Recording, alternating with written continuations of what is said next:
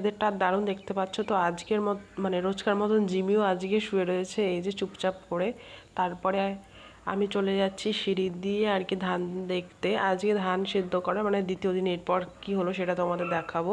তো দেখতেই পাচ্ছ ধান সব মেলে রেখেছে। মা বললাম আমাকে একটু পা দিয়ে নাড়ি দিয়ে, তো আমি নাড়ি দিতে এসেছি। যাই হোক, করার পর এরপর আমি চলে গেলাম রান্না করে। দেখছি ঠাম্মা ভালো ধান আর খারাপ ধান কি বলছিল, আগার ধান আর কি তুষমুষ এইসব। যাই হোক, তারপর আমি বসে পড়লাম খেতে। এই যে দেখতেই পাচ্ছ আমার খাবারের থালা।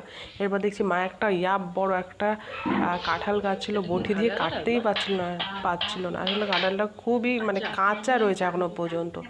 তারপর দেখলাম ওটা আবার ভালো করে, মানে দেখো কাঁচা কাঁঠাল একদম, কিন্তু বলছে মানে অল্প মিষ্টি আছে। তো আমি ভিখারি মতন চাইলাম যে দাও, ভাত খেতে বসেই আমি চাইলাম যে আরে দাও আমি একটু খাবো। তো মা বলছে যে না, কাঁচা কাঁঠাল খেলে পেটে ব্যথা করবে না, এই কাঁঠাল খেলে ভাত খেয়ে নি। তো ভাতের মেনু তো খুব সিম্পলই ছিল দেখতেই পাচ্ছ।